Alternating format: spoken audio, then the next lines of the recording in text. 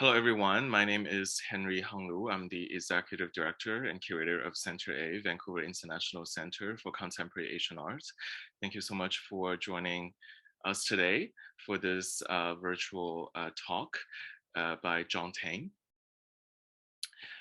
Before I begin, I would like to acknowledge that Center A is situated on the unceded territories of the Musqueam, Tsleil-Waututh, and Squamish nations, on which we create, learn, and live.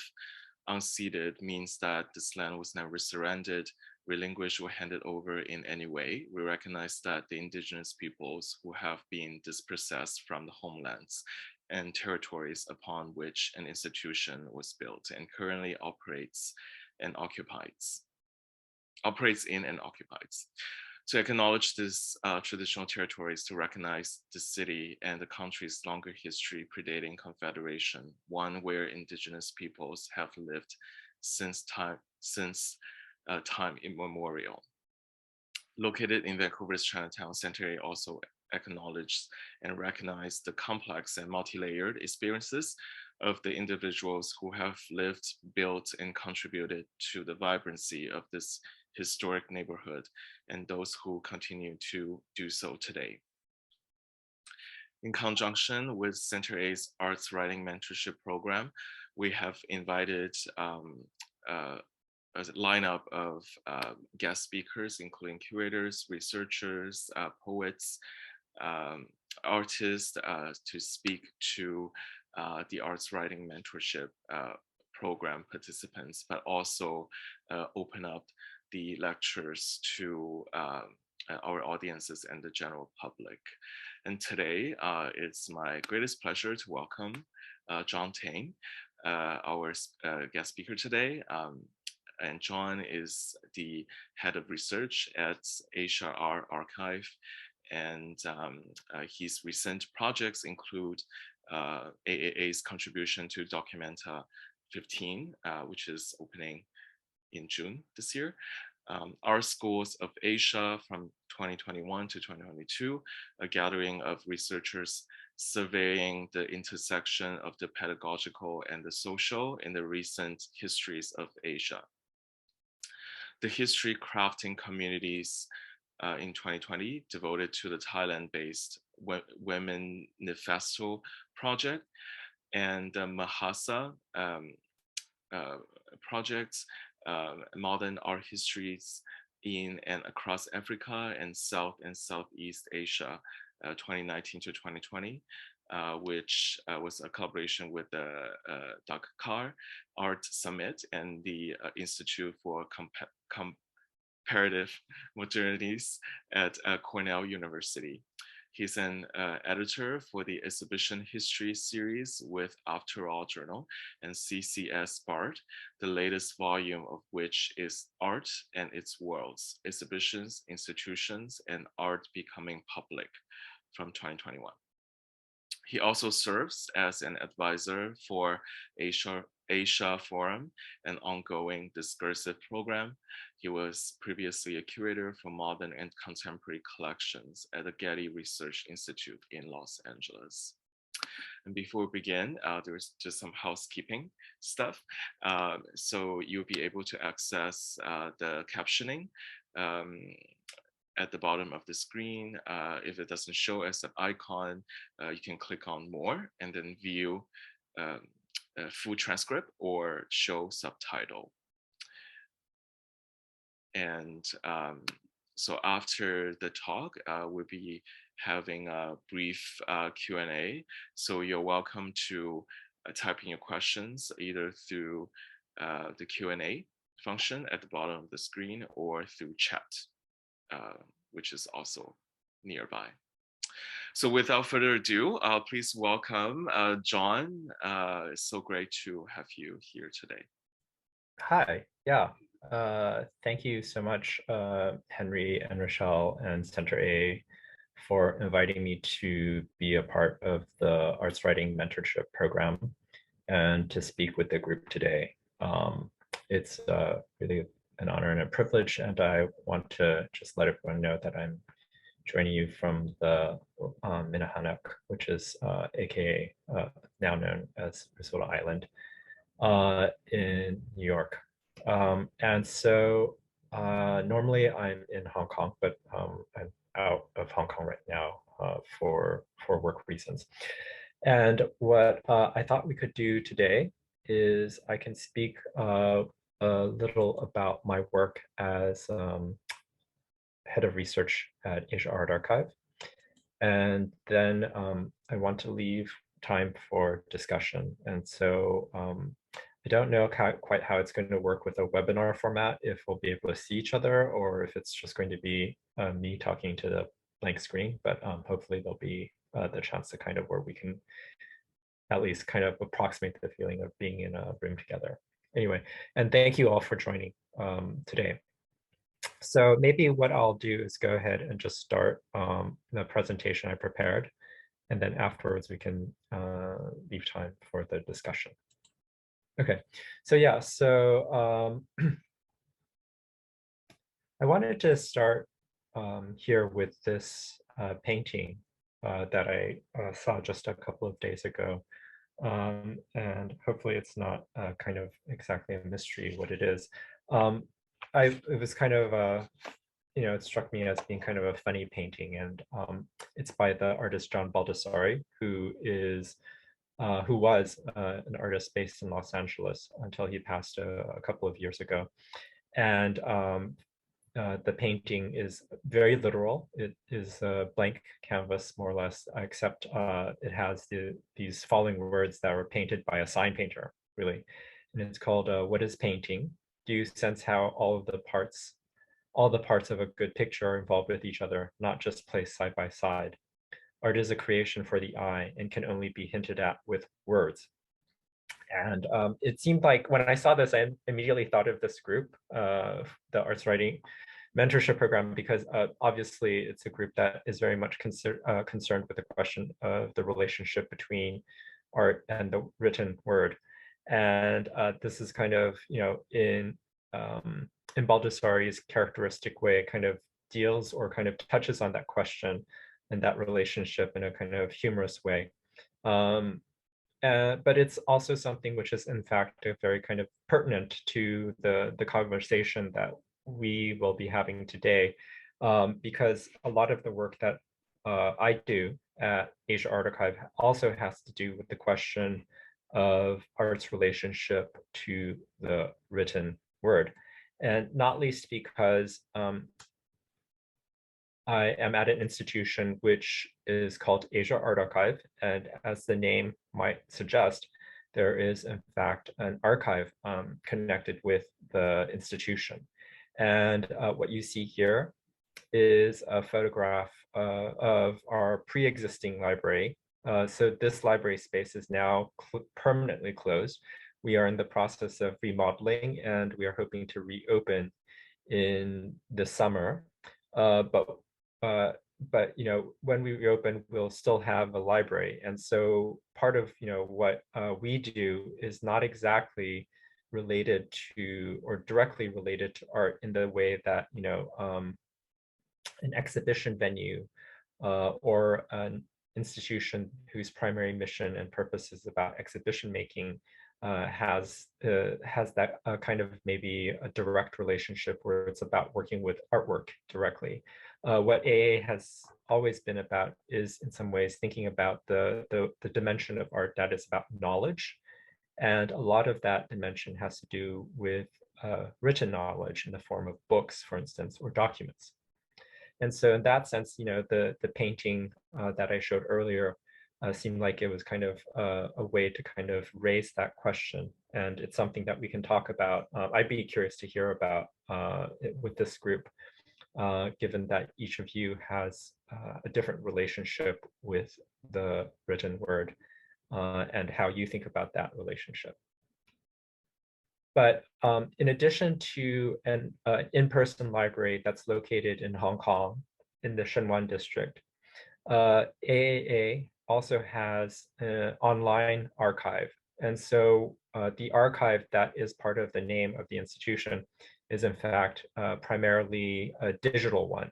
That is to say, we have been working with different artists, curators, writers, and arts organizations on making their archives available through digitization and then publication on our website. And so the collecting that this particular archive does is very much a kind of a digital one, right? And you can see that, this is our landing page for the research collections. And you can see, the Manila Artist Run Spaces is one of the 46 collections that we currently have. And we're always in the process of building new collections. The process began about 12 years ago. Before that, we had, the website was not maybe as developed in this way as it was. And here's a kind of an overview of, about half of the collection. And you can see that, at this point, we have over 100,000 records total, of which over half are digital records. And so most of those are consultable from your desk, from your computer, from your phone. And you don't have to be in Hong Kong to be able to take a look at it. And it really spans the modern and contemporary periods. And I should say that, Asia Art Archive, when it was founded in 2000, it was really kind of the motivation for doing so had very much to do with precisely the question of resources for the study of the recent art of Asia. And what that meant was building the library, but that also was a building, an activity that was in response to a very real need, which was centralizing or kind of providing a kind of a place where such resources could be found. Because one of the co-founders, Claire Sue, had until then been a graduate student at SOAS in London, which is supposed to be one of the premier institutions for the study of Africa and Asia. But for different reasons that we can discuss, there weren't really many resources related to modern and contemporary Asia. And so AAA, was one kind of response to that situation. And so you can see that, the collections span China, the Philippines, Thailand, Vietnam, India, Pakistan, and other parts of Asia as well. And I just wanted to show you a few of the items related to one of the collections, which is the Rasheed Araeen archive. Rasheed Araeen, of course, is very well known as an artist, but also as one of the founders of the journal Third Text, and also as a curator. And one of the exhibitions, perhaps the best known exhibition that he curated, was called The Other Story, which took place in 1989 at the Hayward Gallery in London.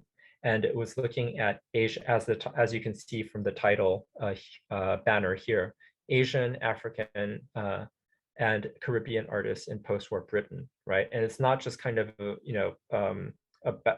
of those artists, but it really is kind of thinking about this question of the other story, right? So there's a kind of, at this point in history in 1989, Rasheed Araeen was telling this story, which was very much, he felt, ignored, marginalized, and otherwise just kind of unknown, right? At least within the kind of official institutions. And so what he sought to do through this exhibition was to give space, to make space for artists from Asia, artists from Africa, artists from the Caribbean, who were part of British art history, but who did not really appear in the official annals of that history, right? And you can see this is one of the installation shots for the exhibition, and you can see his own work, Rasheed Araeen, and then also Mona Hatoum and Sonia Boyce. Sonia Boyce, of course, is now the prize-winning artist at the Venice Biennale representing Great Britain, right? And so some 30 years after Rasheed Araeen's Other Story appeared, we finally have the first Black British artist representing the UK at the pavilion for the Venice Biennale, right? And so there's been a kind of a shift in how I think art and art history are thought about and conducted. And I would say that this is maybe getting to, another way about thinking about what AAA does. Because if on the one hand, it very much is about, archiving and collecting and cataloging, it's not just any kind of archiving or collecting or documenting that we do. It's very much dedicated to Asia precisely because, there was the perception, very much kind of, a lived reality, that Asia was itself also, even though it's kind of the largest continent and has the largest population of any of the continents, very much overlooked and under resourced in terms of thinking about art and art history, right? And so making resources available for that purpose was also very much a kind of a decolonial project, right? Thinking about how do we move beyond kind of structures that were maybe set up during colonial histories, and to rectify and to kind of undo those kind of thought processes and thought patterns, right? And so to that purpose, Asia Art Archive has a number of tools, to address this. And so in addition to the collections and the archive that we have, we also have programs that we run. And as Henry mentioned, alluded to earlier, we have done a number of different kinds of programs that have both been in person and more in the last 2 years, 2.5 years online.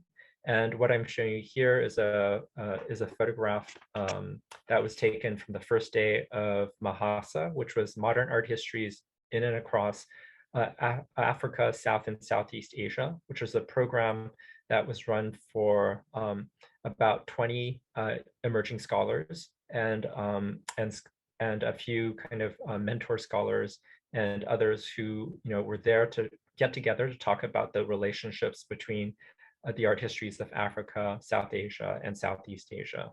And so the group came first to Hong Kong in 2019, and we had a very intense couple of weeks to just kind of work together. And it was kind of really remarkable, given that this was also at a moment when I don't know if you remember, because the 2 years have been such a kind of blur.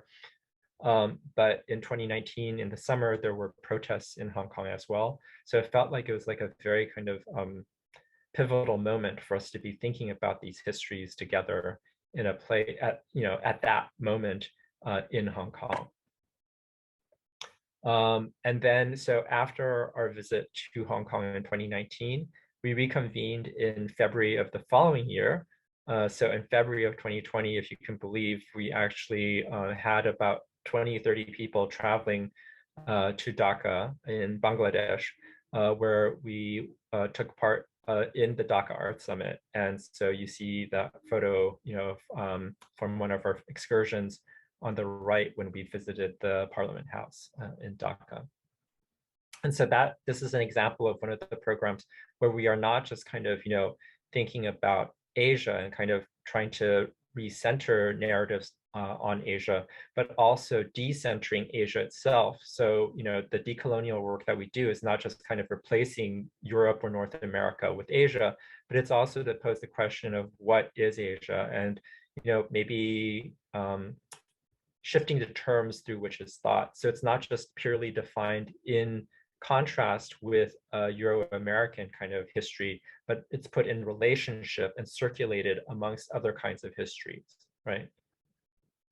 This is also something that we are doing with the program, which is currently ongoing. So Art Schools of Asia, where we have 18 emerging scholars from different parts of the world, including one based in Vancouver, so in your backyard. And for this, we're kind of thinking, we're thinking about what it means to be writing the history of art schools, because I think when people think about, art history, they're thinking about art objects, they're thinking about artists, but they don't necessarily think about how the artists came to be artists. They don't necessarily think about the kind of all of the work that goes into making artists artists, right? And so part of this is thinking about, that element, the social formation of artists as a specific kind of individual, right? A specific kind of individual that enables the rest of the art world, right? And the way that art schools have played a very important role in the shaping and formation of these individuals, but also thinking about it from the perspectives of Asia, right? So from places where that have been marked by colonial histories, decolonial histories, post-colonial histories. And so what it means to think about that kind of revision to art history in a kind of also alongside a kind of revision to the perspective through which we think about that history, right? And so if you're interested in this, we'll be having, as you can see, and this is a kind of a plug for the program, we'll be having the online symposium starting in a couple of weeks from May 31st to June 9th, I think, in Vancouver. It'll be, June 9th at 5 o'clock is the last panel. So in addition to programs, we also have our ideas journal. And given that this is an arts writing mentorship program, I'm happy to discuss this with you as well. And you can see the idea journal has a submissions kind of section. So if you have ideas for things you'd like to write, you can please get in touch with us. And you can see, this is from the webpage, you can see some of the ideas that we have. Let me see. Okay, here we go. And I thought I would just scroll through this for you so you can see what it looked like. But yeah, these are some of the recent publications that we have on our website. John, I don't think we could see. Oh, yes. Sorry. Okay. Yes. I need to reshare the other screen. Here we go. You can see this? Yes. Okay, great. So this is the ideas journal. So on AA's website, and you can see some of the recent essays and entries that have been published.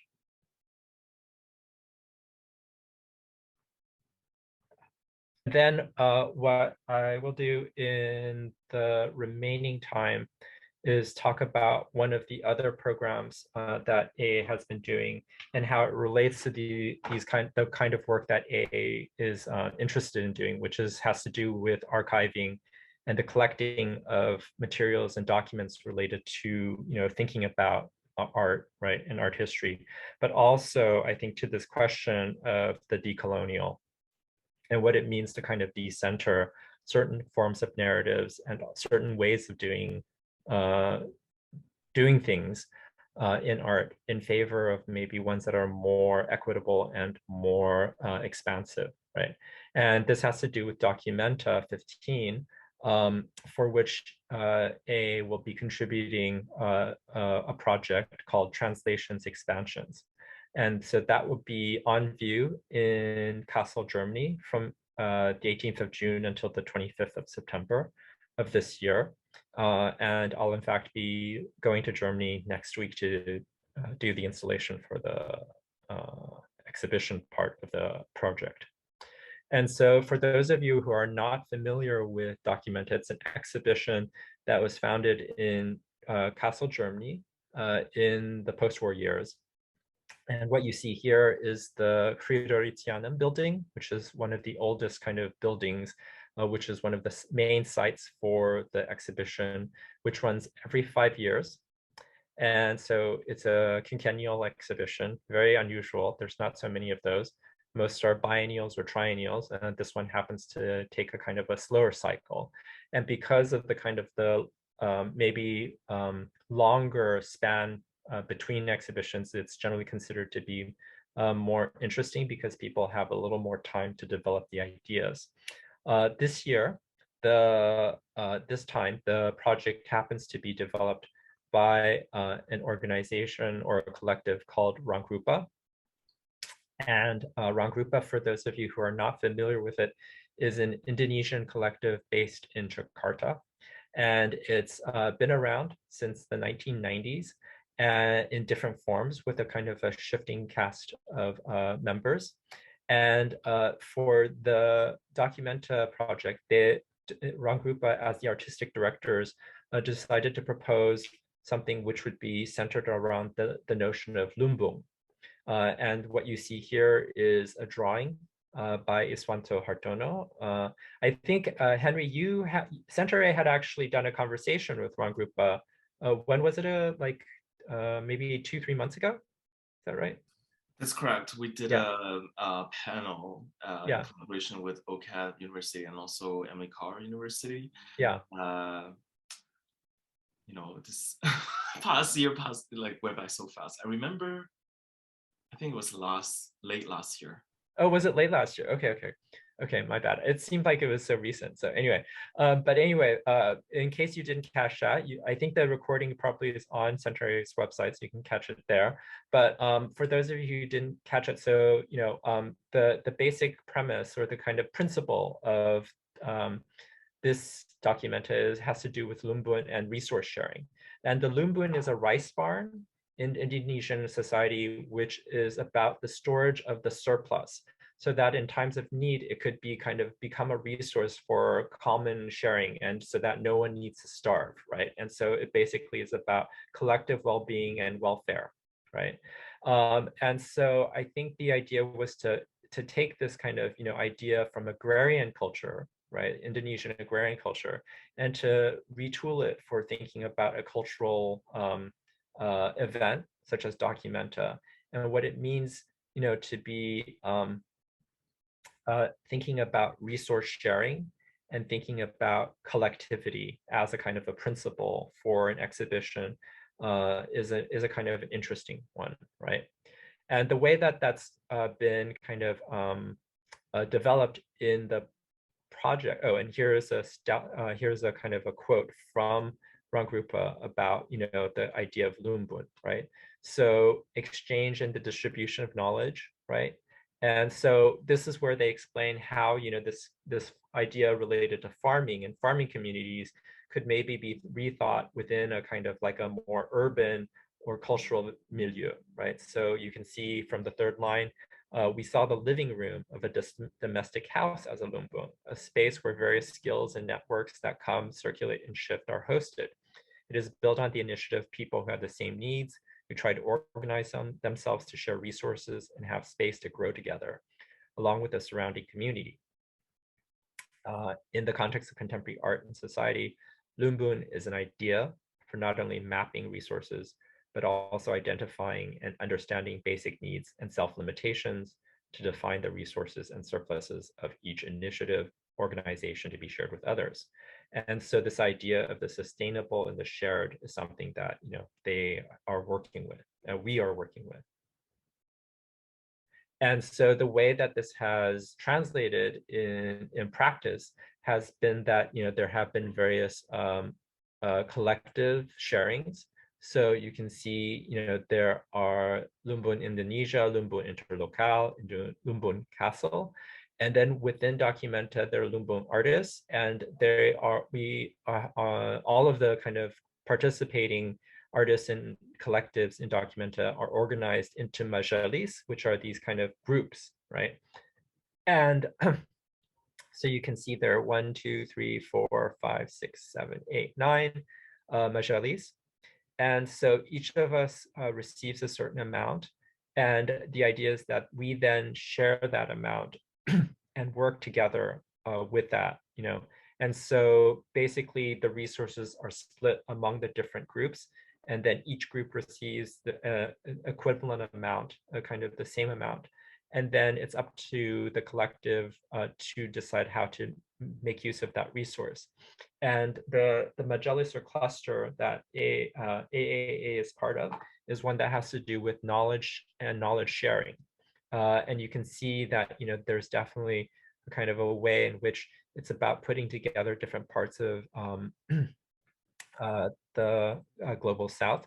So we have the Black Archives, which is based in Amsterdam, but thinking about Black culture within Dutch history and Dutch society, along with a number of collectives that are based in Africa. So all of the ATs are Africa time, you can see. So there's, predominantly actually African organizations in this group. We have Ketla, we have Graciela Kunsch, who is an artist that works with education in Brazil. And so we have a very kind of interesting company that we're keeping with the larger collective, right? And then you can see here, this is Ruru House, which is a kind of repurposed headquarters for Rangrupa in Kassel. So this is, if you come to Documenta, this building will be kind of very prominently on view as you come to the site of the exhibitions. And what has happened is that this building, the Fioritianum, has been dedicated to the Majalis that AAA is part of. So this is the facade of the building that you see over here, and then the 3 levels. And in fact, the different member collectives that are part of the Majalis each has a kind of a space within this to set up either an exhibition or some kind of activity space or something, whatever they would like. And then the ground floor is dedicated to more collective endeavors, right? And so what Asia Art Archive is doing for its exhibition, for its project, is thinking about these questions of knowledge and embodied knowledge. And so if AA is an archive, is about kind of collecting knowledge and also about annotating or kind of, cataloging and documenting, part of it is to ask how this is in parallel with the way that artists work also to preserve knowledge, and how they might also be, interpreting knowledge, right? And so thinking about the connection between what AAA as an organization does with what artists do in their own activities, right? And so this is not just an abstract question, but also kind of a very concrete one that we're thinking about. And so what we decided to do to kind of, think through these questions is to work and draw on our collections. And so in the archive, among the 46 collections, we selected a number of them that have to do with collective endeavors or undertakings that really illustrate this kind of idea of artists as gatherers of knowledge and preservers of knowledge, but also the way that they work with knowledge and transform knowledge, right? And so you can see here a couple of photographs taken on the campus of Baroda, which is a university in West India. And it's well known as being kind of one of the centers for a movement that was called the Living Tradition. You see that as the title of a book by an artist named KG Subramanian.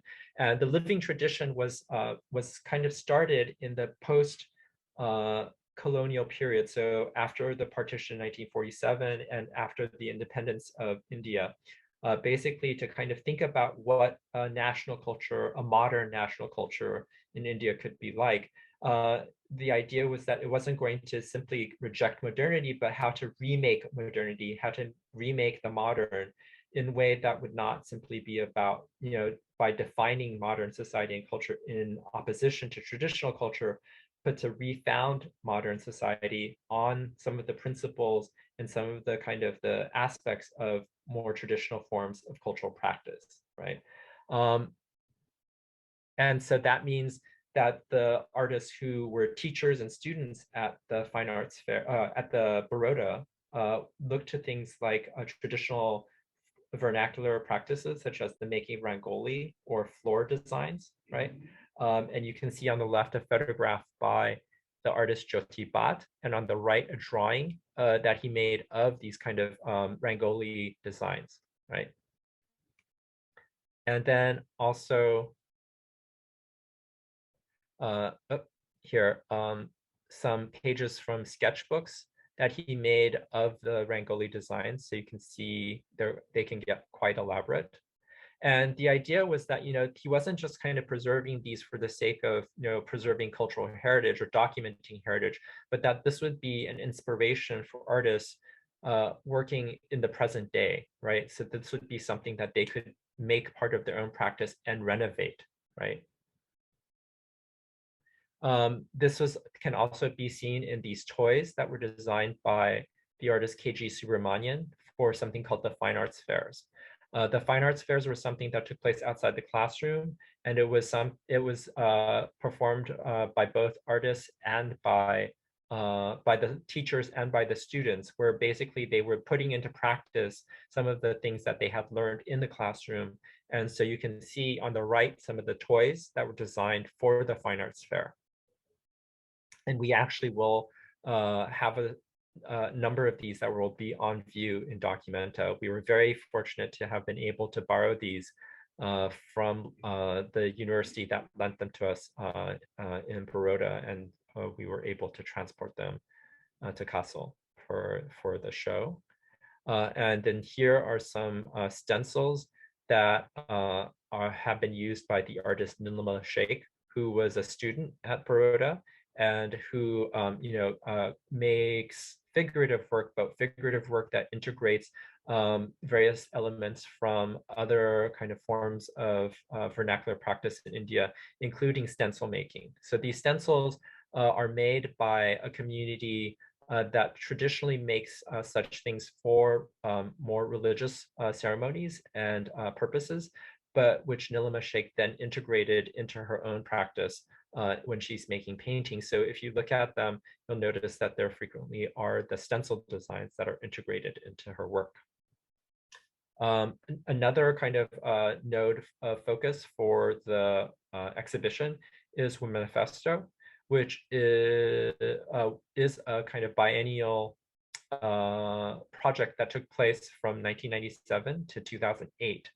And it's traditionally thought of as being a feminist project because, as the name suggests, it very much was thinking about, increasing the visibility of women artists in Thai society. So the first two iterations took place in 1997 and 1999 as exhibitions for women artists from across the world. So always half Thai artists, half international artists. And but one of the things that we are interested in Womanifesto, reasons why we're interested in Womanifesto, is because they aren't just kind of feminist and kind of about increasing representation for women artists, but also thinking more deeply about what being a woman artist might mean, and thinking about like expanding the kind of the parameters for what that means, right? And so what we have focused on for the contribution in Documenta are two of the years that Womanifesto took place in 2001 and 2008, when instead of doing an exhibition, they decided to do a kind of a stay on a farm in the Isan province in Thailand, right?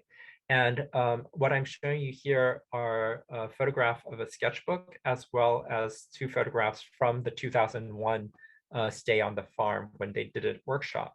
And Nitaya Wiarawiworakul, who is one of the main organizers for Manifesto, was the one who had this idea because she was actually at that point related through her husband to the farmers who owned this farm. And because she was spending time on the farm, she got to know some of the locals, and many of whom were very talented craftspeople. And in talking to them, she realized that they had these fantastic skills and knowledge about making. So, for instance, basket weaving that you see here, but that they had no one to pass on these skills to because essentially younger people were leaving the farms to go move to the cities for better prospects, right? And so part of why they decided to relocate Womanifesto from urban Bangkok to rural Sisaket, the town where this farm was located, was in the hopes that maybe the artists that they invited to the farm could then learn these skills and make it part of their own practice, right? And then so in that way, they could be the kind of the bearers of these forms of knowledge and carry them on, right? And so on the left, you can see this her idea, Nitaya's idea for the work that she wanted to produce while she was on the farm, which is an untitled basket weave. And you can see it's kind of an open work in the design. It kind of has this like skirt-like hoop design. And then as it was realized, you can see it kind of, has these strands that dangle out. And that was because the idea was that it would stay unfinished. And so it would be year after year returned to and then continued by other people. And so it would be an ongoing project, right? And so the kind of lack of finish was by design, and speaks to the kind of the kind of the cultural urge to basically find people who would be stewards for this knowledge, right? And you can see this also in practice by the artists who did come to the farm. So this is by Onanong Glinsiri, who was one of the participants in 2008. And you can see that Onanong learned weaving with one of the local farmers and made this work, which were portraits of the participants, the resident artists, but also done in kind of a traditional form, working with traditional basket weaving kind of techniques or weaving techniques, so that there's both plant fiber and this kind of vinyl printed photograph that make up the 3 mats. And you can also see this in 2 of the works that were made in 2008 and 2001. So on the left, Casting Off Memory, which is a text written in ink on this fabric column. The fabric was completely woven by hand during the time of the residency. And it tells the story of the artist's father and his own memories on the farm and in the region. But then on the right, Carlos Saxa learning basket weaving with one of the other craftspeople and making this work. And what's interesting is that Carla is one of the kind of international artists who participated in Womanifesto. She actually is someone who makes mail art and other kinds of more, maybe what we could think of as being more modern in technique. But actually, through her time on the farm in 2001, this became a whole series in her work, and that she continues to make to this day thanks to her learning the basket weaving technique. And so the emphasis is on knowledge, not just as being something of the brain, but also knowledge as something that's of the hand and of the body. The way that muscle memory is a kind of a form of knowledge. So kind of acknowledging that and maybe not kind of denigrating it, right?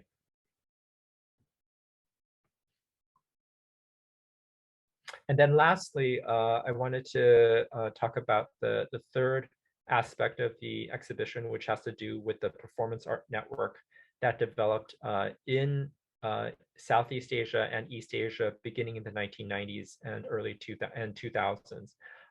And in some ways, this may feel like it's a shift to go from talking about Baroda with its Living Tradition project and Womanifesto with this idea of working on with craftspeople on a farm, to think something which I think is reputationally as sounds like should be very experimental and radical as performance art, right?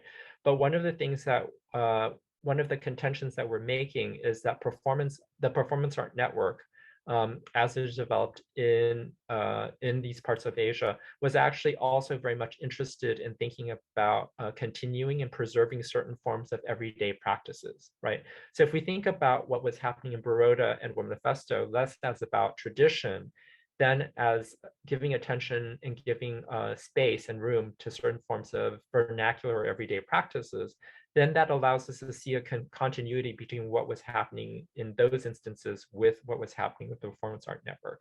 Because the performance artists themselves, often made use of everyday settings. So they would do their performances on the street, in a storefront, in a temple, in public areas. And they would also make use of everyday objects and everyday gestures, right? And so in that sense, the kind of work that they were making was about kind of building these relationships between art and the everyday, and making art the space that could be a kind of reception of the everyday, right? And what I'm showing you here is the kind of the network side of it, because there were festivals that were taking place in Chiang Mai, in Bangkok, in Jakarta, in Beijing, in Tokyo, in Taiwan, in Hong Kong.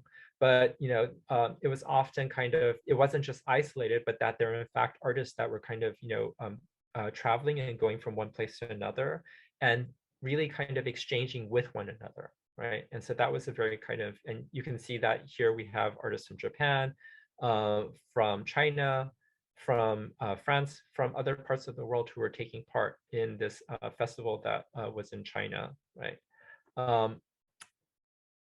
And here, you can see in a quote from the Singaporean artist Li Wen, the kind of the concern with documentation too, because performance, of course, is an ephemeral practice. It's something that generally is thought of as leaving no trace.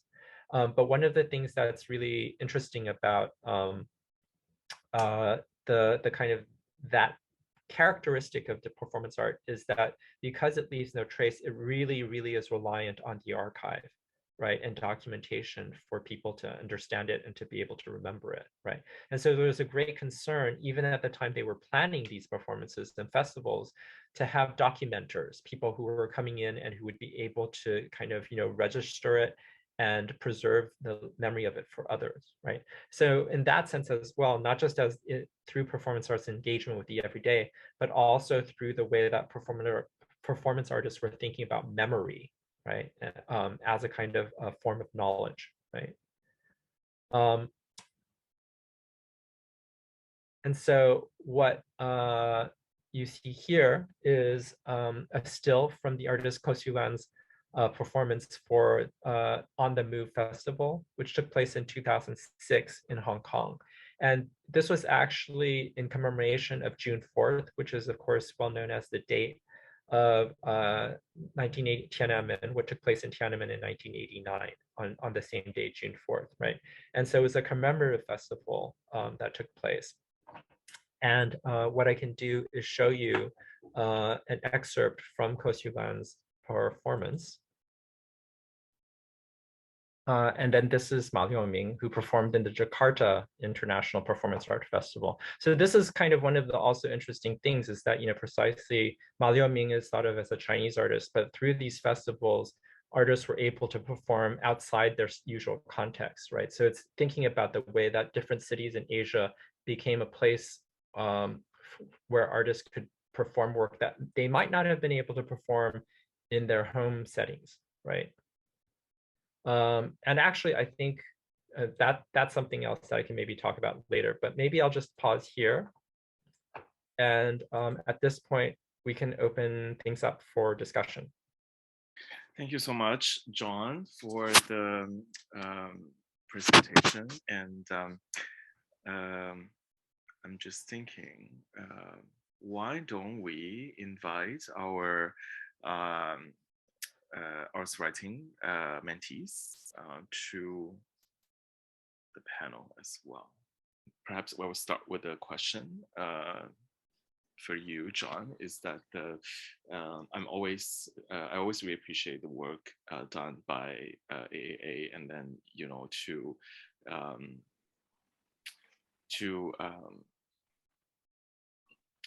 to pay attention to this complexity of, I guess, quote unquote Asianness, and then also the histories, the exhibition making histories in Asia.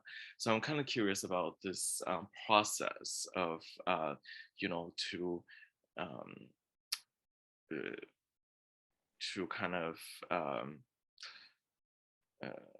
kind of honor, I would say, this very specific sensibilities of culture making, art making, and in the regions of Asia. So, I'm sorry, that didn't feel like a question. Maybe sort of the challenges, maybe, because I think that there's so much more to what we have in archives or not or lost.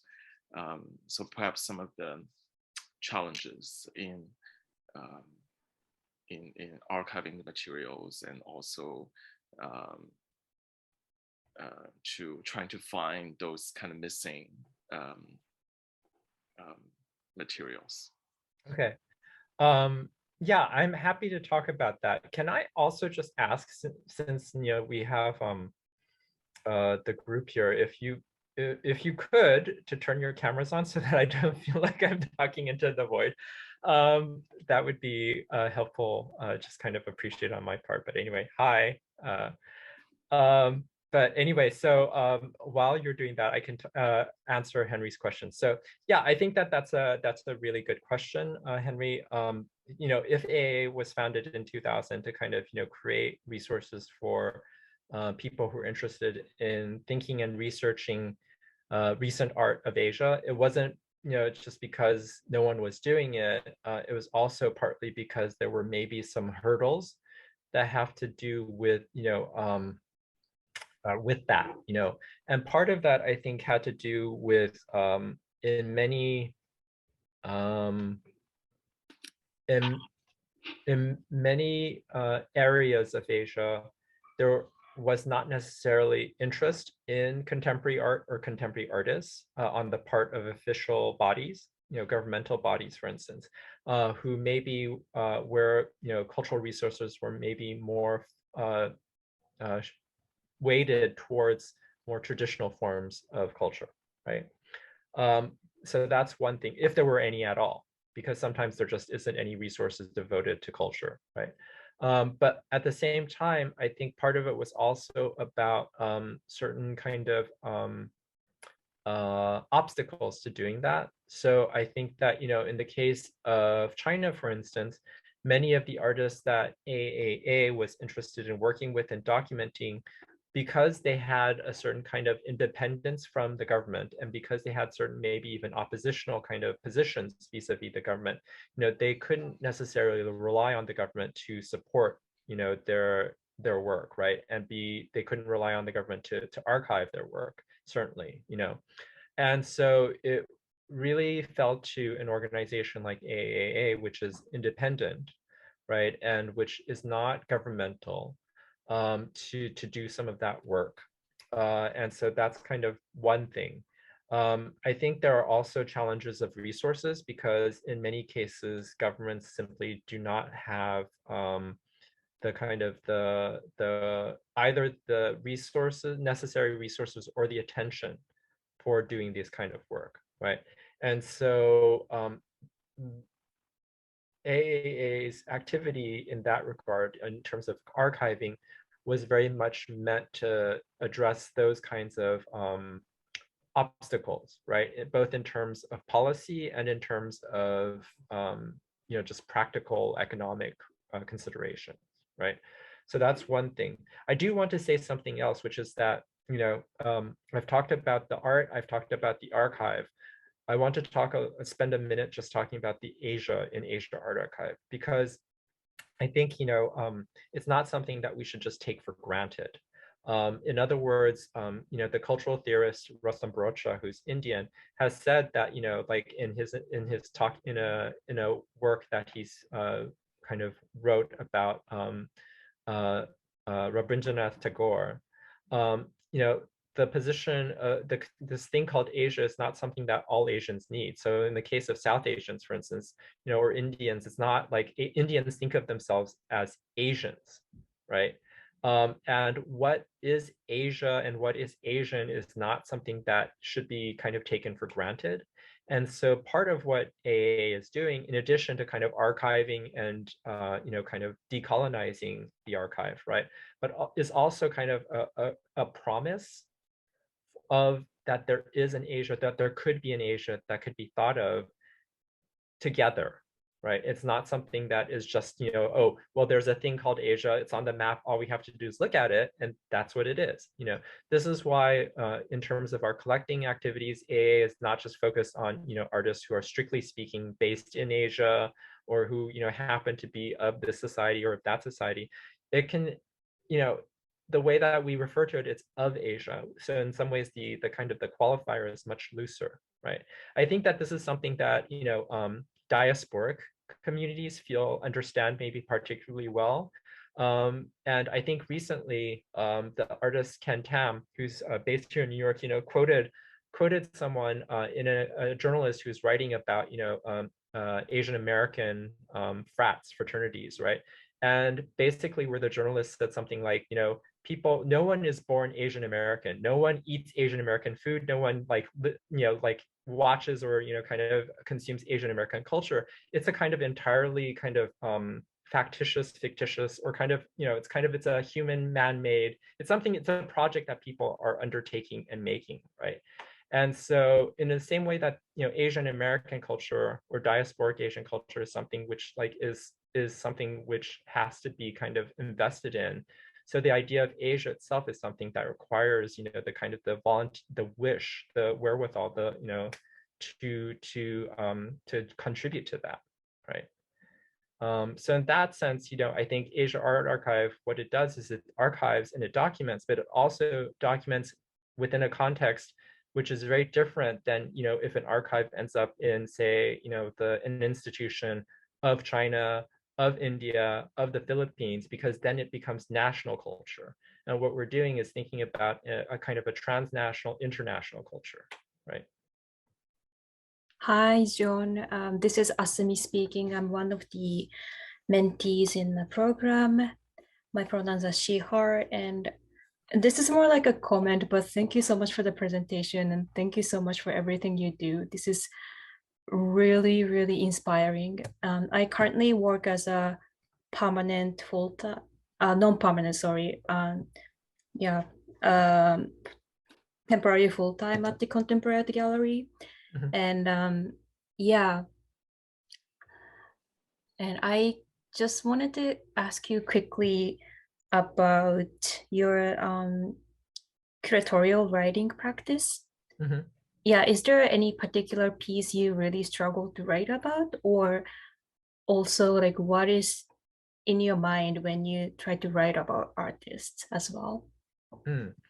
Okay, thank you, Asami, for that question. And that really kind of reminds me that I promised I would talk about writing, and I haven't really talked too much about it. I mean, I talked a little about the word and about the written word, but I didn't specifically talk about writing. And it was something I intended to. I do want to get to. So I'm grateful for your question. So I guess what I would say is that I am not a very fluid writer, personally speaking. It's generally something that when it's kind of strange. Like writing in certain contexts is very, very easy. Like, I can do it and it's not a problem. But then when it's for a publication, or when it's when I was a college student, like writing for an assignment was always especially difficult and hard. And it was just like always incredibly painful. And so it's somewhat ironic, because one of the things that I was really kind of excited about speaking with you is because one of the reasons why I got into art, or into art history anyway, was because when I was a teenager, I started reading art criticism.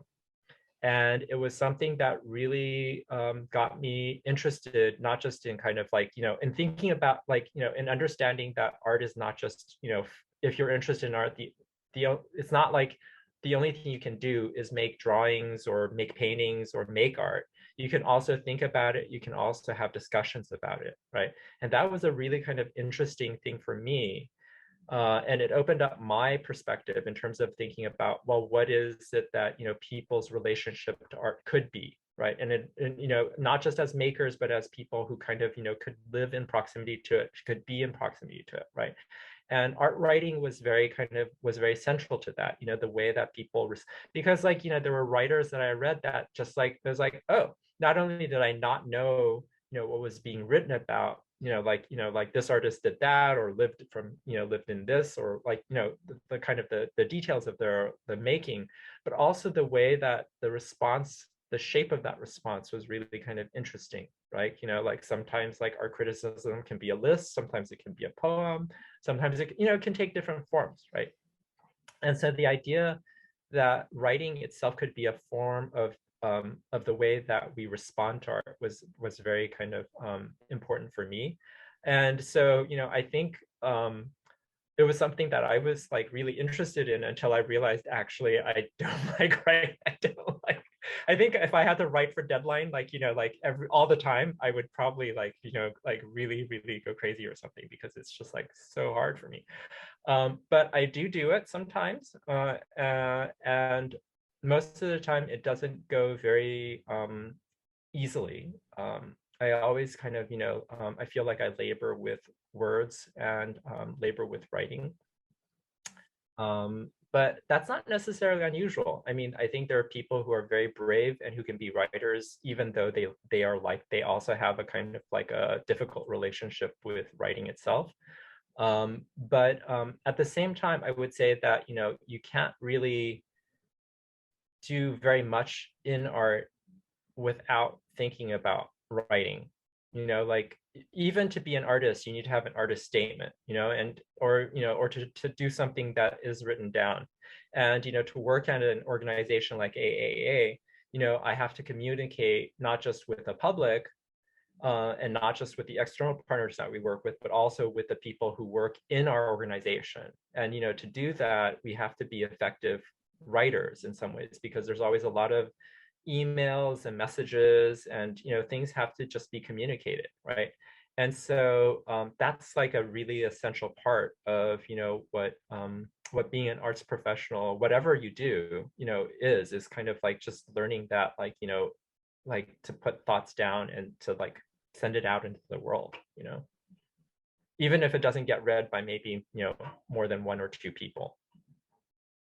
I hope that answers your question or addresses your question. This is perfect. Thank you so much. And yeah, also for the AAA, I remember I wrote my senior thesis in my undergrad about Wenda Gu, artist, and I wish I had access to AAA archive, because yeah, I wish. I just didn't know it the 4 years ago when I was writing it. So yeah, this is so nice. Thank you. Sure. Yeah.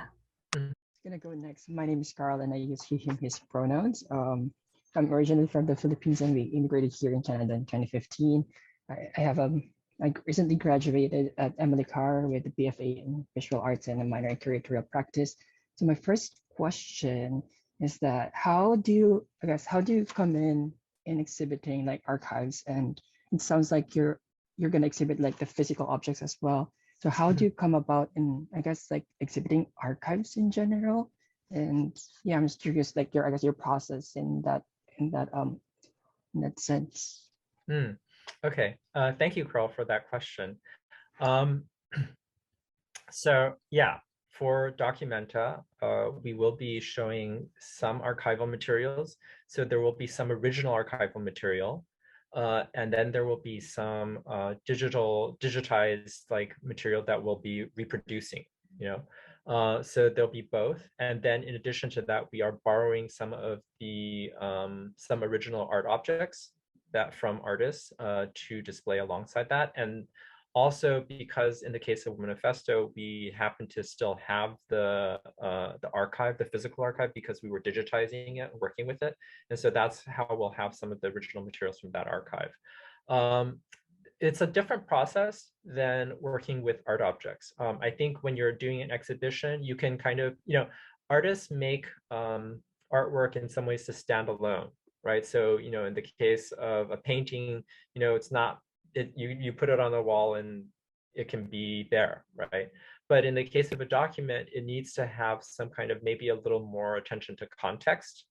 And it needs a little bit of explanation, I think, or else people may not necessarily be able to appreciate it, or may not appreciate it in a way that where they kind of understand the significance, right? And so part of what we had to do is to find a reason for displaying the material that would be kind of an interest, that would tell an interesting story or a narrative, but also do it in a way where the archival material can kind of be in an exhibition space and not feel like something that, you know, is like out of place, if that makes sense. You know, so there's in other words, there's modes of addressing documents and records, you know, that that requires a certain kind of practice. It's, you know, I mean, part of it is like knowing that, okay, if it's something that is a document, maybe you don't put it on the wall, you can put it in a vitrine so that it's easier to read, right? But part of it is also understanding that one document by itself may not tell the full story, and maybe you need a couple of documents put together, you know, side by side to kind of convey something.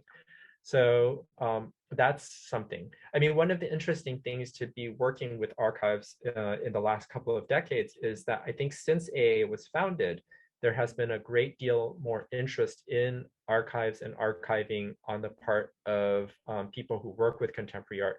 So that now, you know, you have artists who are working with archives, you have curators who work with archives, you know, and so it's become a very very visible aspect of contemporary practice, which is very encouraging. Yeah. Does that answer your question? Yeah, I've got another one. Have you ever thought of asking artists to come in and intervene or like work with your collection as well? Yes, that's a kind of a very core part of what AA does, because, you know, as an organization, AA thinks of itself as being very close to artists in terms of what we do. And so we regularly invite artists to take part in our projects, whether it's like educational projects. So, you know, recently we had a kind of a program where we invited artists to apply with proposals for, you know, like art educational projects, right? And in terms of working with the archive, we have done exhibitions where we invited artists to come and respond to the archive, and so that generates a new exhibition, you know, and then to prepare an exhibition out of that. So, for instance, the artist Shilpa Gupta did an exhibition that worked with us, and we showed that as part of one of our exhibitions. We also, for an exhibition that took place in Hong Kong recently, I saw someone, assuming you were nodding your head when we mentioned Shilpa Gupta, so we can hear more about that. But also, more recently, we did an exhibition in Daegun, which is a contemporary art space in Hong Kong, which was about one archive in particular of a Hong Kong artist named Ha Bik Chen. And for that, we featured 5 or 6 artists who came and made work that was kind of looking at different parts of the archive and creating new work out of it. Yeah. So yeah, it's definitely something that we do. In the past, we also have had artist residencies. So people who came and kind of spent time with the archive and then produced some work. So Ho Zun Yen, for instance, is an artist from Singapore who has done a residency. Walid Rad is another. The Rax Media Group is another. So these are all groups that have and artists who have done residencies in our space. Yeah. Hey, John, thank you so much for your time today. My name is Perry, and I'm also a mentee here. My background is I'm from east of India, and I moved to Vancouver maybe 4 or 5 years ago, and kind of interested in all things art, all things expression.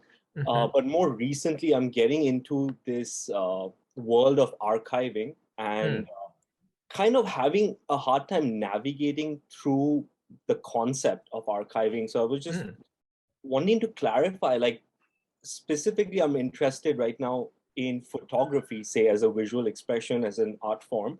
So my question would relate to kind of like the boundary between when does a photograph that you take, and that's probably in your camera roll and part of everything you take a picture, when does that shift to something that can be archived, for instance?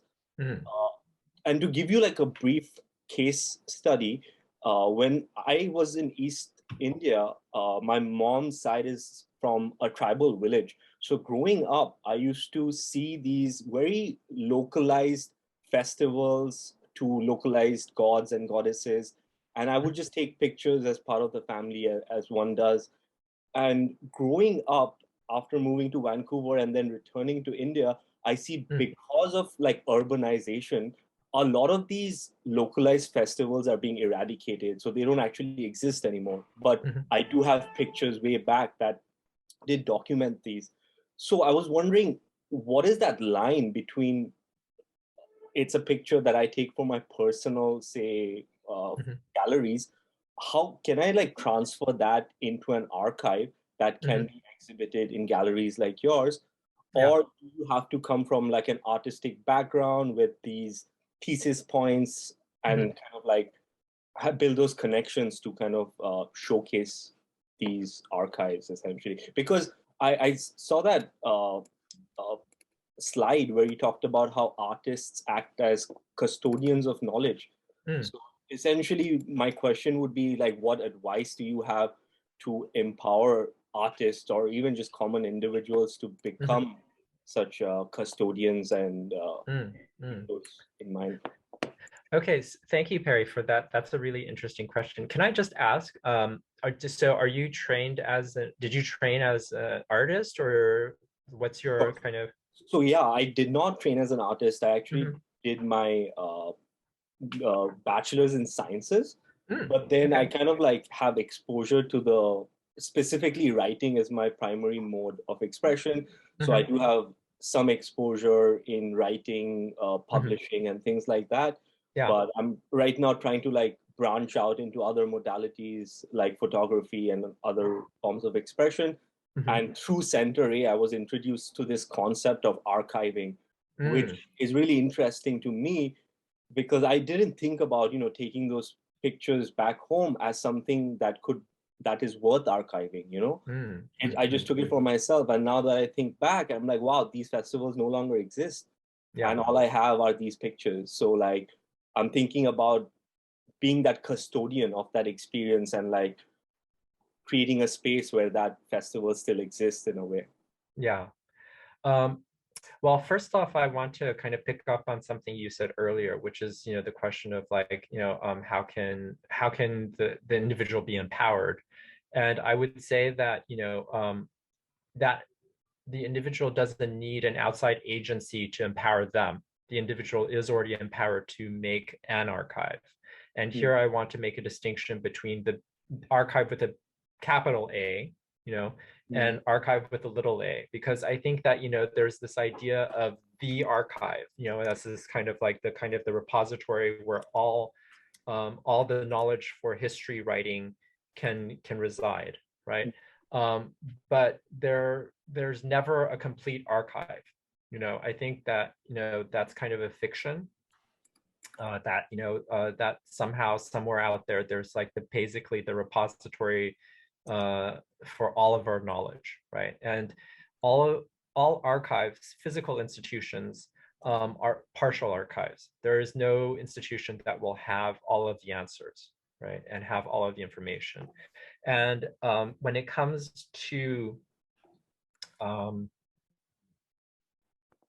archiving, what's interesting, and part of why I think, especially when it comes to photography, why it has become so much in vogue and so kind of like popular among people is because everyone has already become their own archivist, right? In the sense that if any of you have an Instagram account, I think that there are people out there who would describe what you do as being archival, right? You are archiving your photographs. You are not only archiving them, but you are documenting, you're like commenting them, and then you're putting them out in the world and you're sharing them, right? And so that's one way about, I wouldn't necessarily say that that's quite the be all and end all of archiving, because you're only sharing some of your photographs, right? But each of us have on our phones probably more photographs than our parents probably took in their lifetime, because, when you take photographs with a camera, like a manual camera, it's laborious. You have to you have to buy the roll of film. You have to take the pictures. You don't know if it's going to come out. Some of them don't come out, right? And then you have to develop it, right? And then once you develop it, it has to sit somewhere. Whereas like, with a phone, you just take it and, you can take 100 photographs in like, 10 minutes, you've got 100 photographs. It's going to sit on your phone. Most of us are not so kind of organized that we go through and actually delete the ones we don't want. So, there's like archives on all of our phones of thousands of photographs probably, right? So I think that it's a really interesting moment, especially when it comes to photographic practice, to think about like, what is the archive and what could be the archive? Because I think at this point we have, billions of people around the world who probably have what, in a very literal sense would be an archive of photographic images. So that's one thing, right? To get to the second part of your question, which has to do with like the historical, like I think what you were saying made me think of the commentary of the thinker Roland Barthes, and the idea that the photograph is a kind of an index of something that was. So in other words, it's always about the disappearance. It's not just about the appearance of something.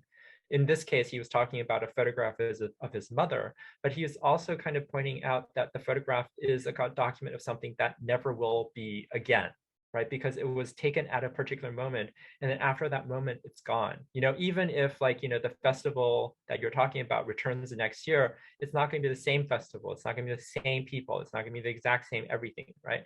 And so it's always a trace of something that is ephemeral, right? And so, the urgency of the archive is maybe increases in certain moments. So, in the case of that you're talking about with urban development, right, where specific, cultural practices and specific, festivals and cultures maybe are in the process of evolving, if not disappearing, right? And so in those cases, maybe the photographic trace is something that is especially valuable for kind of preserving that memory, right? But that kind of capacity of photography to do that is always there. And so, for those reasons, I feel like, the photograph is always archival, right? It's never just a snapshot. It's never just, anything. And I think one of the interesting things about, artists who are photo-based is that they're also kind of thinking about this in interesting ways, because I think that for a few decades after let's say that in the centuries since the kind of the invention of photography, photography was not used primarily for the making of fine art per se. It was very much about documentary purposes, right? But that there were maybe, like, let's say for the second half of the 20th century, there was a kind of increasing tendency or argument to make photography fine art, right? But that was kind of concomitant with the idea that the photograph would be like the single image, right? And you would kind of display the fine art photograph on the wall in a frame with like, matting and everything like that, right? But I think what we're seeing in contemporary artists and the way that they work with photographs now is very much a return to the idea of the photograph as being part of an archive, right? And so you have like grids of photographs that are being displayed. You have photographs that are being displayed in books. You have, so there's like a way in which like there's a kind of a willingness to kind of admit that function of photography as well. So I think that, these are all things that, really like are very, very, potent ideas for people who are interested in photography and the archive. I think it's like, those two go together. Thanks so much, John.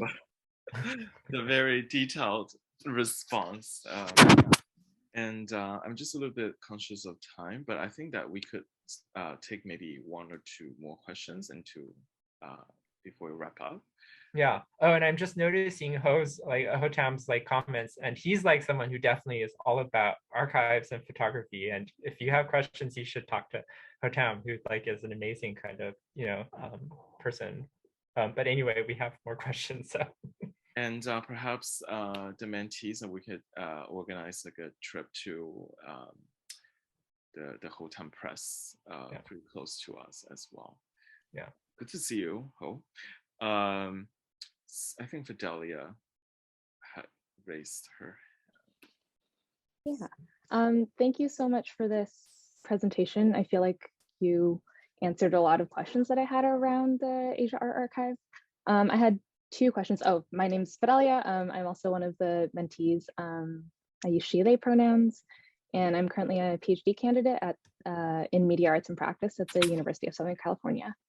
So the first question I had is something that I've been thinking about a lot in terms of the reproduction of aesthetic violence. And sorry if this gets a little bit more theoretical, but I'm wondering how AAA understands or what processes you have in place to maintain accountability kind of with all of the activities or curatorial things you do, and the way that you were talking about inviting artists in, and like the way that you organize and practice art and work with these archives, and how to maintain that commitment to decoloniality when, I guess, within the context that like a lot of these category, like a lot of the aesthetic violence and processes of racialization have been perpetuated through institutional processes or institutions globally. And so just wondering about that. And then the other question,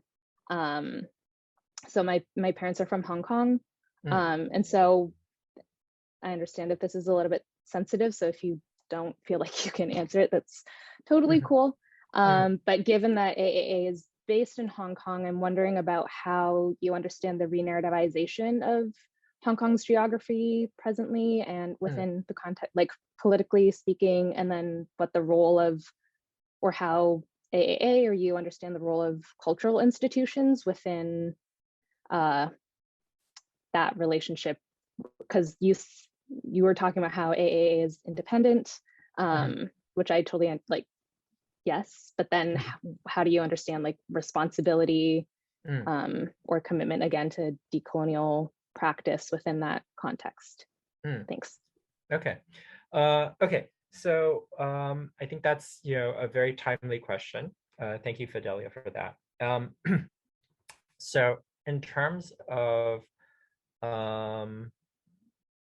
AAA's response. Okay, so I'm hearing two questions really, or it's like I guess I'm hearing two questions, not just one. One has to do with like institutional responsibility with regard to cultural violence, forms of cultural violence, right? And then the other is kind of having to do with AAA's place within a shifting landscape in Hong Kong, and how do we navigate that?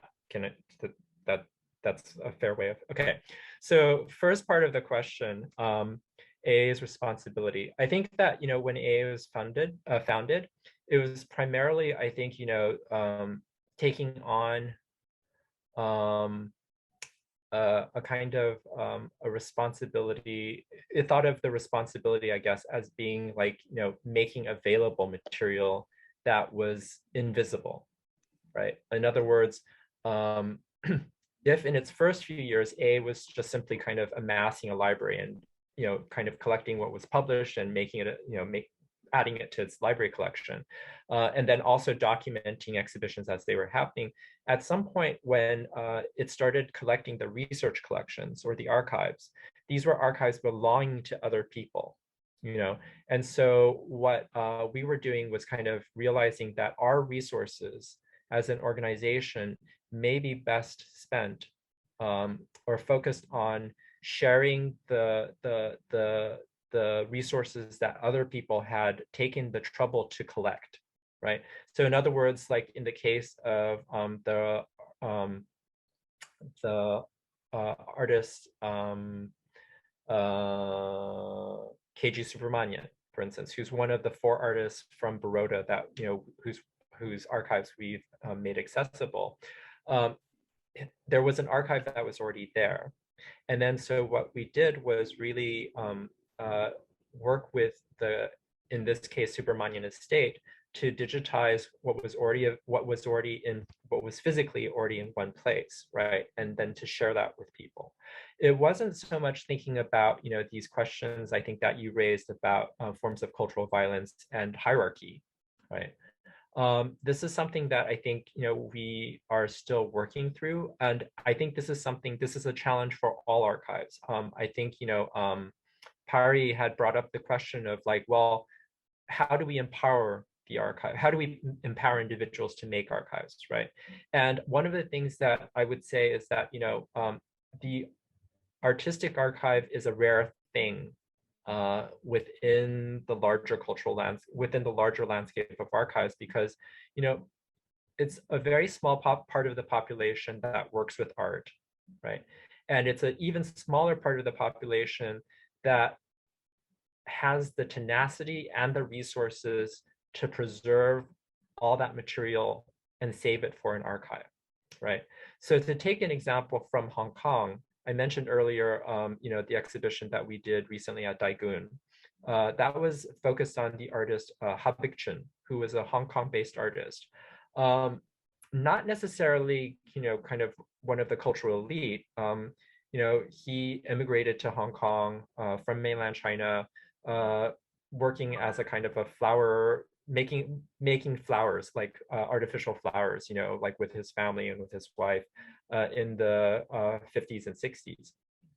But he happened to be someone who, and this is speaking of photography, he happened to be someone who was kind of like acquired a camera in 1980, and then proceeded to take thousands and thousands and thousands of photographs. And so through the archive of Ha Bik-chun, we have documented literally over 1,000 exhibitions from Hong Kong's art history, which had never really been accessible, so in one place, through one single individual, and his just kind of really, in some ways, unique, determination to document all the exhibitions that he went to see.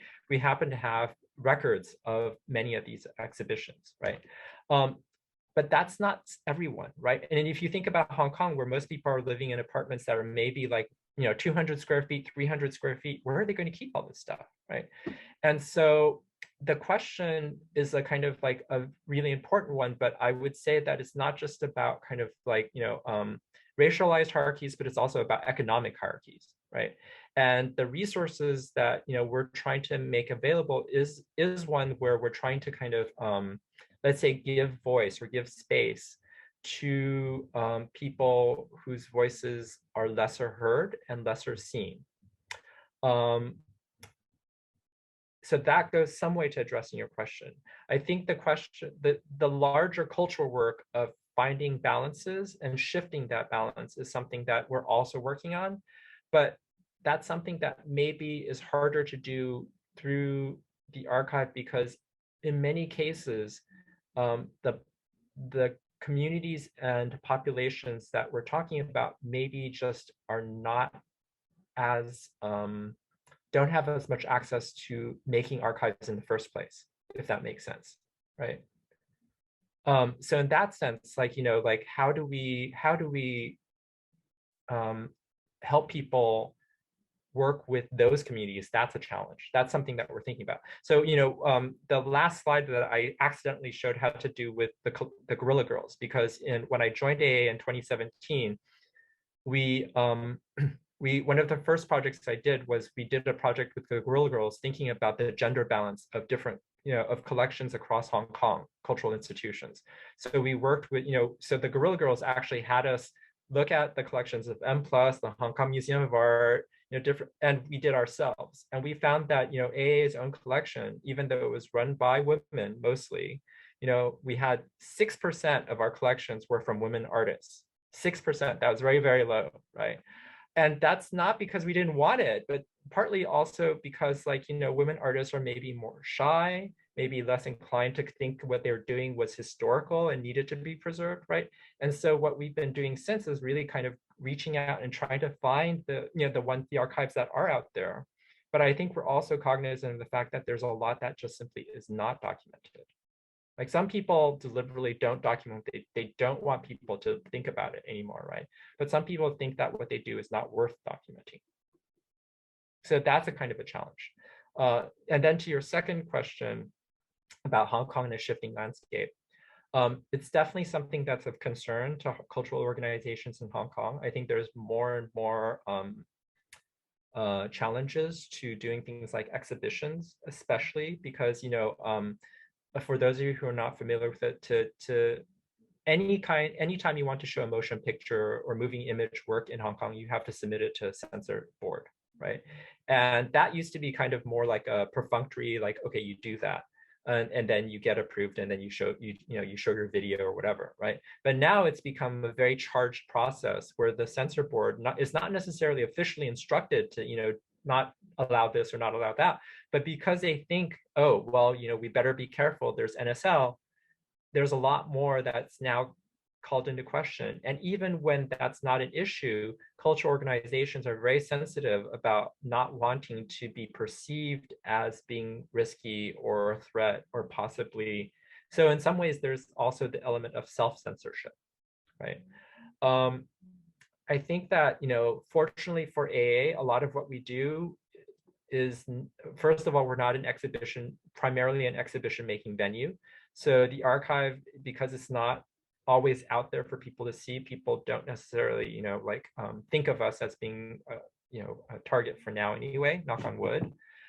So we've been able to kind of, remain under the radar. But also, I think, fortunately, a lot of what we do just doesn't concern China or Hong Kong. Like no one in China or Hong Kong really cares about the Philippines, like Philippines art history or like South Asian art history. It's just like not something that they care about Hong Kong, they care about China.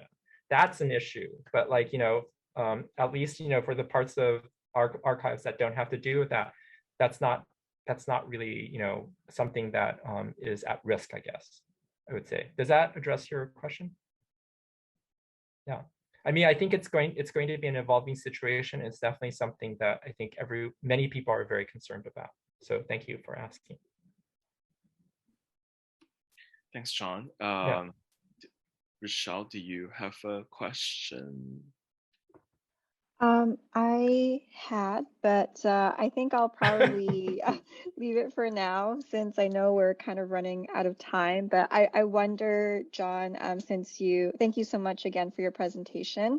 And I do remember you kind of briefly scrolling through the ideas journal and page on the website.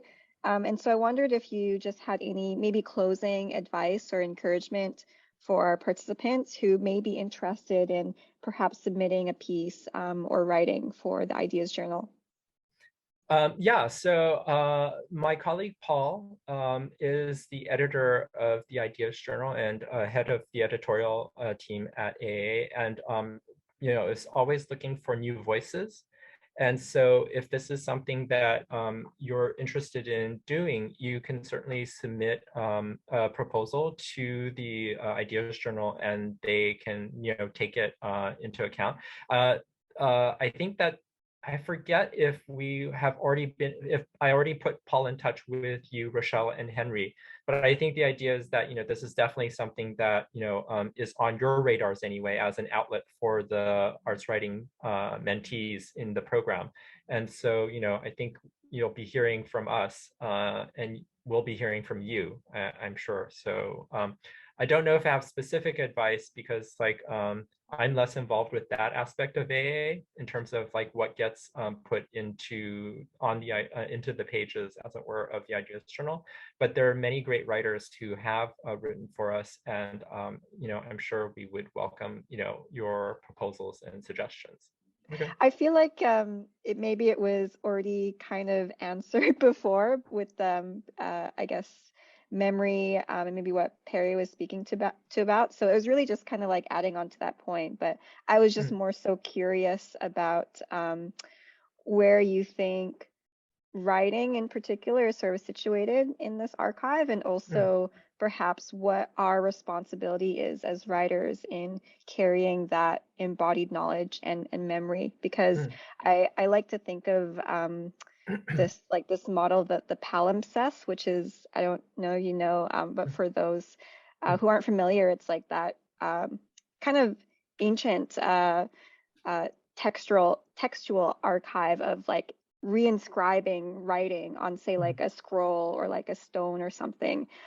So the tracings of the past writings are still shown through as you continue to go on. And so I kind of think about that and how writing can evolve that way, but also maybe just, yeah, in what you've seen in like textual archives or how you've worked with writers, what do you think that kind of looks like, or how that's situated? So yeah, I don't know if that's a too complex of a question or answerable, but I'd love to hear your thoughts. Okay, maybe I'll try to keep it quick or short. Yeah. But basically, the very, very short response, A does have writers' archives. So in the case of, for instance, now I'm like blanking, but we have, for instance, the archive of the art critic for the Southern China Morning Post, STMP. And so, that archive of all the reviews that that person wrote is a documentation of Hong Kong art history that's in our archive. And so that's kind of, the kind of very kind of simple response. A more complicated response is, I think, sometimes writers, what they do is, as part of the research, they collect materials.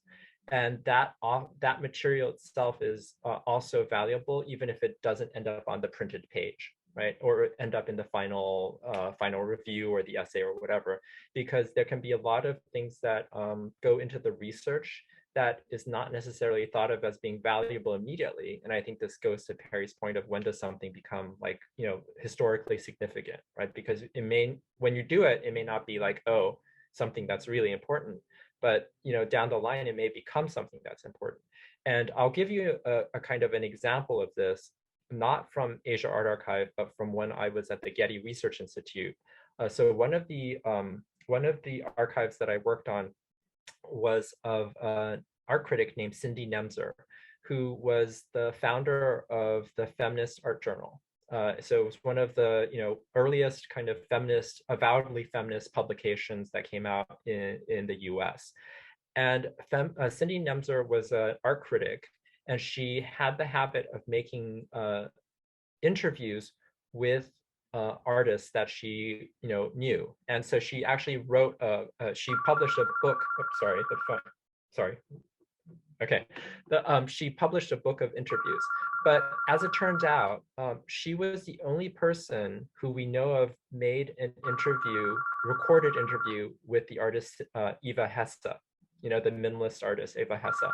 And so to this day, anytime anyone wants any trace of Eva Hesse's voice, they have to use this cassette tape, right? That Cindy Nemser made, right?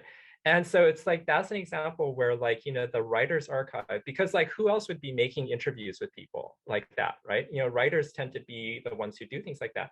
And so because of that, through Cindy's archive, there is this like recording of these. And I think if you go to the Getty's website and you look up Cindy Nemser and Eva Hesse, you'll find, they've digitized and they've made it, you can listen to it, and I think Helen Molesworth, who, is a LA-based curator, she did a blog or some kind of podcast where, they feature it. So if you're interested in checking that out, you can. But, that's an example of like a very good example of where the artist archive can be very valuable for people, for purposes that are way beyond what the writer originally intended. Yeah. That's awesome. Thanks so much, John, for sharing that. I'll definitely, look that up. Yeah. I was just gonna say, it reminds me of there was an interview that I did with Ho Tam. Yeah. I think like a few years ago. I remember it was at Paw Patrol in Toronto. Mm-hmm. And I did record it because I was trying to transcribe it. But there's so much more because there was like a limit, that they could publish. So there's a lot of like cutting down everything. But well, it's like private to me, the recording. But I just thought it was such a great conversation, and then and since Ho is here, I just want to say that as well.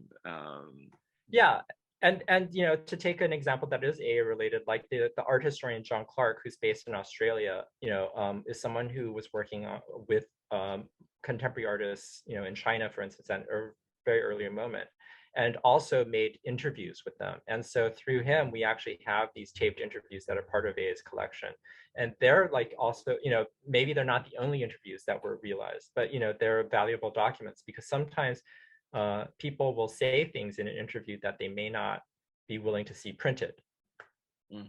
Yeah. So And I just shared the link to the recording artist, which is the podcast I was talking about. So if you want to check that out. Thanks Anyway, so much. sure. Like I just saved it. Yeah. Something to do this Yeah. evening.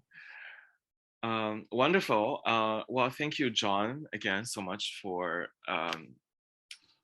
the time and so generously sharing with us, and then especially our mentees.